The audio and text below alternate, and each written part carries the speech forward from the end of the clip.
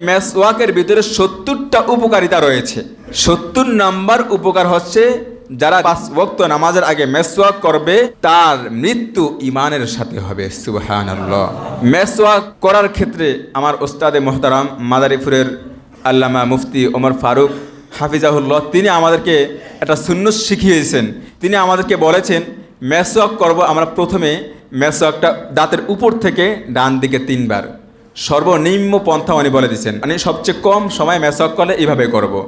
উপরে ডান দিকে 3 বার, নিচে ডান দিকে 3 বার, উপরে বাঁ দিকে 3 বার, নিচে বাঁ দিকে 3 বার, এইভাবে উপরে ভিতরে ডান দিকে 3 বার, নিচে ভিতরে ডান দিকে 3 বার, উপরে ভিতরে বাঁ দিকে 3 বার, নিচে ভিতরে বাঁ দিকে 3 বার। এই মেসওয়াক শুধু দাঁতের জন্য না, মেসওয়াক দ্বারা আমি জিহ্বাও মেসওয়াক করব। শুধু জিহ্বাই না, মেসওয়াক দ্বারা উপরে তালু, মুখের চতুর্দিক আমি মেসওয়াক দ্বারা পরিষ্কার করব। এটা সুন্নত। মেসওয়াক এতটা গুরুত্বপূর্ণ এক আমল, জিব্রাইল রাসূলুল্লাহ সাল্লাল্লাহু আলাইহি ওয়াসাল্লামের কাছে যতবার আসছেন ততবার এসে এই মেসওয়াকের গুরুত্ব বলে গেছেন। যে ব্যক্তি মেসওয়াকের সাথে 1 ওয়াক্ত নামাজ পড়বে তার ওই নামাজকে 70 গুণ বৃদ্ধি করে দেওয়া হয়। সুবহানাল্লাহ। এই মেসওয়াকটা রাসূল সাল্লাল্লাহু আলাইহি ওয়াসাল্লামের জীবনের সর্বশেষ আমল ছিল। অর্থাৎ এই মেসওয়াক রাসূল যখন ইন্তেকাল করবেন তার আগ মুহূর্ত রাসূল মেসওয়াক করেছিলেন।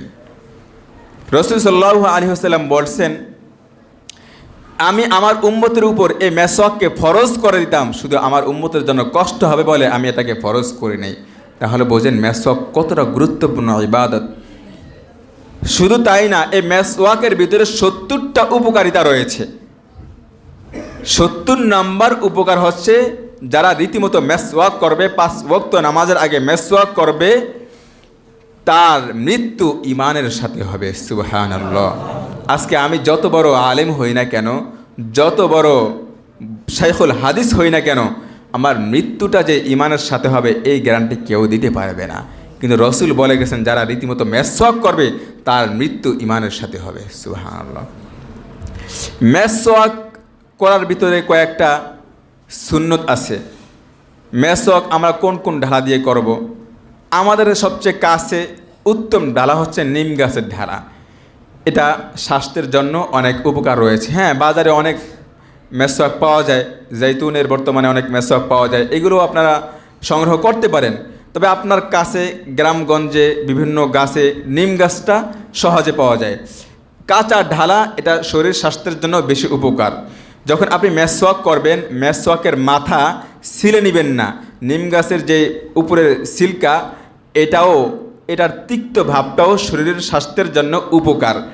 এই তিক্ত ভাবের দ্বারা আপনার ভিতরের কফ এটা হালকা হয়ে যায়, বের হয়ে আসে, এবং এটা মুখের জন্য উপকার, মুখের দুর্গন্ধ দূর করে। রমজান মাসে এই তিতার দ্বারা রোজার কোনো ক্ষতি হয় না। রমজান মাসে আপনি তিতা ঢালা দ্বারা মেসওয়াক করতে পারবেন, কোনো সমস্যা নেই। মেসওয়াকের দ্বারা যদি দাঁত দিয়ে রক্ত বের হয় রমজান মাসে, তাও সমস্যা নেই, আপনি মেসওয়াক করতে পারবেন। তবে ওই রক্ত গিলে ফেলা যাবে না, ফেলে দিতে হবে। মেসওয়াক করার ক্ষেত্রে আমার ওস্তাদে মুহতারাম মাদারীপুরের আল্লামা মুফতি ওমর ফারুক হাফিজাহুল্লাহ তিনি আমাদেরকে একটা সুন্নত শিখিয়েছেন, মেসওয়াক কিভাবে করব। তিনি আমাদেরকে বলেছেন, মেসওয়াক করব আমরা প্রথমে মেসওয়াকটা দাঁতের উপর থেকে ডান দিকে 3 বার, সর্বনিম্ন পন্থা উনি বলে দিচ্ছেন, ডান দিকে 3 বার, মানে সবচেয়ে কম সময় মেসওয়াক করলে এইভাবে করব। উপরে ডান দিকে 3 বার, নিচে ডান দিকে 3 বার, উপরে বাঁ দিকে 3 বার, নিচে বাঁ দিকে 3 বার, এইভাবে উপরে ভিতরে ডান দিকে 3 বার, নিচে ভিতরে ডান দিকে 3 বার, উপরে ভিতরে বাঁ দিকে 3 বার, নিচে ভিতরে বাঁ দিকে 3 বার। এই মেসওয়াক শুধু দাঁতের জন্য না, মেসওয়াক দ্বারা আমি জিহ্বাও মেসওয়াক করব। শুধু জিহ্বাই না, মেসওয়াক দ্বারা উপরে তালু, মুখের চতুর্দিক আমি মেসওয়াক দ্বারা পরিষ্কার করব। এটা সুন্নত।